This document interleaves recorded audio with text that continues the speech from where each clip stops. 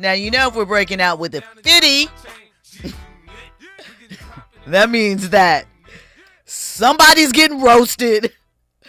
Somebody is in his bullseye target. We're going to get into the details of 50's publishing company, G Unit Publishing, going after someone that it's kind of interesting.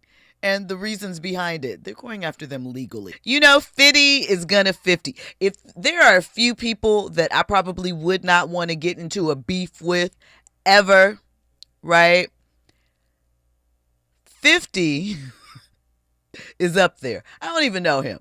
One day I might share the story about some beef me and 50 had. Not real beef. Just something crazy happened.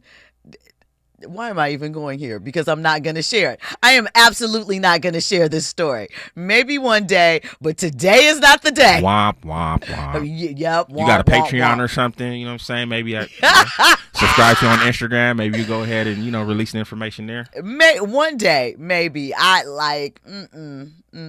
We'll share it one day. But shout out to 50.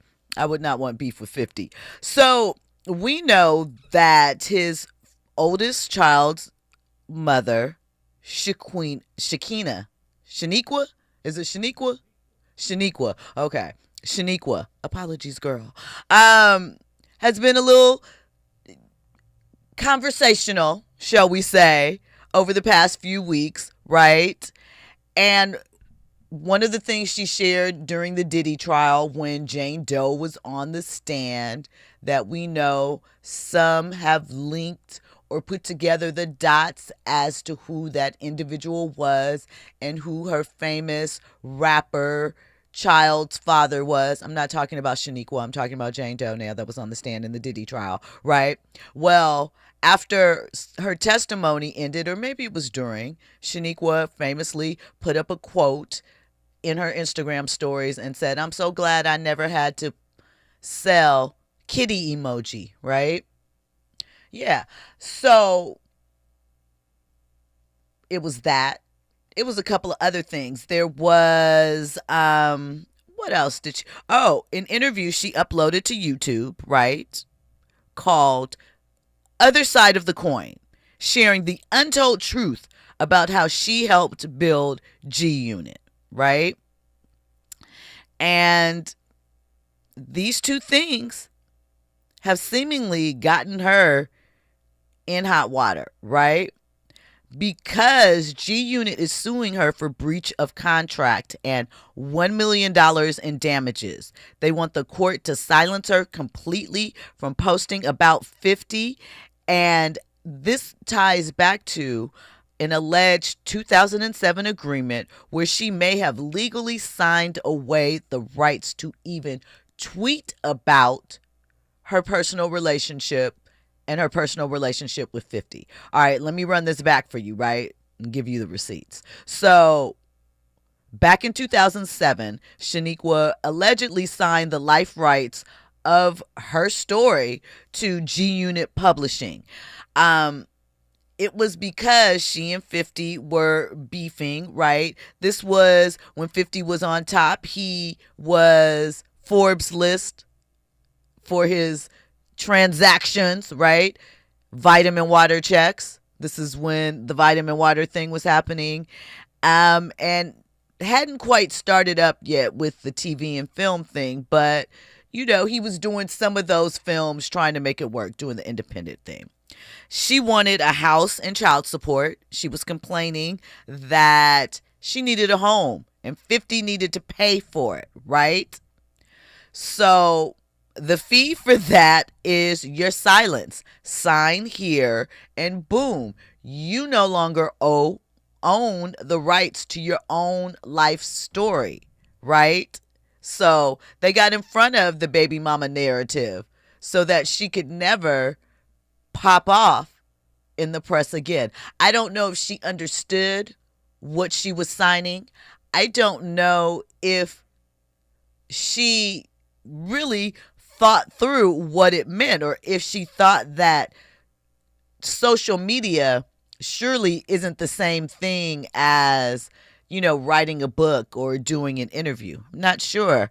But, 50 is petty. And this is, strategy 101, the art of war. Because we're almost 20 years later. Maybe she forgot. But now she could be on the hook for having to pay 50 $1 million just for talking about what she experienced. So, I don't know. I, again, wouldn't want to be on the wrong side of 50 Cent. So, the question is, though, do you think, can you legally give someone your right story and say, I won't speak? Like, here's the thing, right? I haven't been able to go and thoroughly check like all of the courts, but when I looked to see if there was any documentation like in court of this agreement, like because there was, again, this was during the child support thing, and she was trying to sue 50 back in 07. So I wanted to see if there was kind of anything on the record, and I wasn't able to find anything. It doesn't mean it doesn't exist. It just means in my brief search, I wasn't able to find anything. So we'll have to see what happens moving forward. She probably can't even talk about what happens moving forward. But 50, of course, reposted the TMZ story about it just being him. Like, is there anyone, do you think that there's anyone that can stop 50 or sort of contain him, put him in his place? Like, that there are people that, those two going off on each other, that would be intense. That would be, a clap off thing.